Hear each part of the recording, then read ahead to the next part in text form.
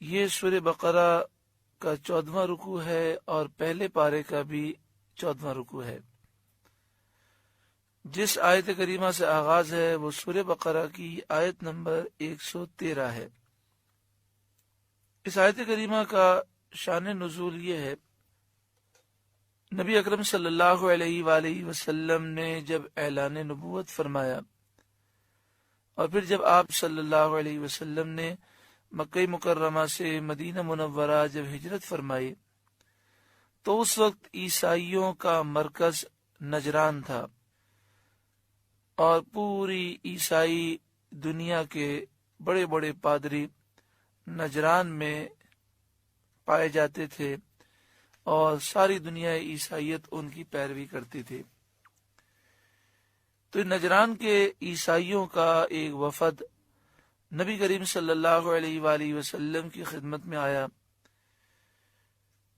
اس وقت یہودی علماء بھی آ گئے اور دونوں میں مناظرہ شروع ہو گیا، آوازیں بلند ہوئیں، شور مچا۔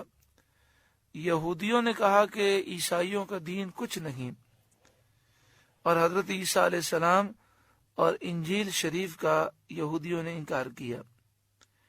اسی طرح عیسائیوں نے یہودیوں سے کہا کہ تمہارا دین کچھ نہیں، اور توریت شریف اور حضرت موسیٰ علیہ السلام کا انکار کیا۔ تو اس بارے میں یہ آیت کریمہ نازل ہوئی، وقالت اليہود لیست النصارى علی شیء، اور یہودی بولے نصرانی کچھ نہیں، یعنی یہودیوں نے کہا کہ عیسائی کسی دین پر نہیں ہے، ان کا دین کوئی حیثیت نہیں رکھتا۔ وقالت النصارى لیست اليہود علی شیء، اور نصرانی بولے یہودی کچھ نہیں، یعنی عیسائیوں نے کہا کہ یہودی کسی دین پر نہیں، ان کا مذہب، ان کا دین کوئی حیثیت نہیں رکھتا۔ وَهُمْ يَتْلُونَ الْكِتَابَ، حالانکہ وہ کتاب پڑھتے ہیں۔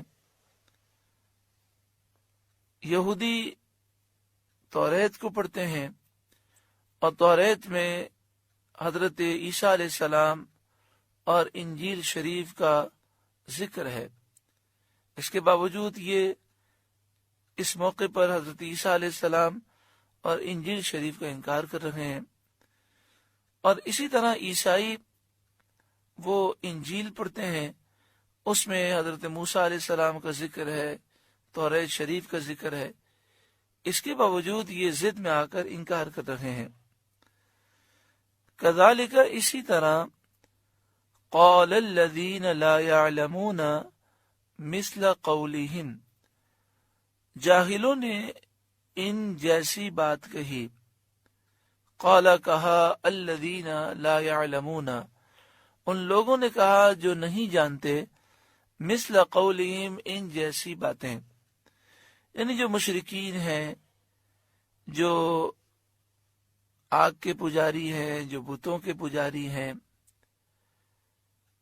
جو کسی آسمانی دین کو، آسمانی کتاب کو نہیں مانتے، انہوں نے بھی یہ کہا کہ ہم حق پر ہیں اور ہمارے علاوہ کسی کا کوئی دین نہیں، جیسے مشرکین مکہ نے کہا نبی اکرم صلی اللہ علیہ وآلہ وسلم و صحابہ کرام سے کہ تمہارا کچھ دین نہیں، اصل تو ہمارا دین ہے۔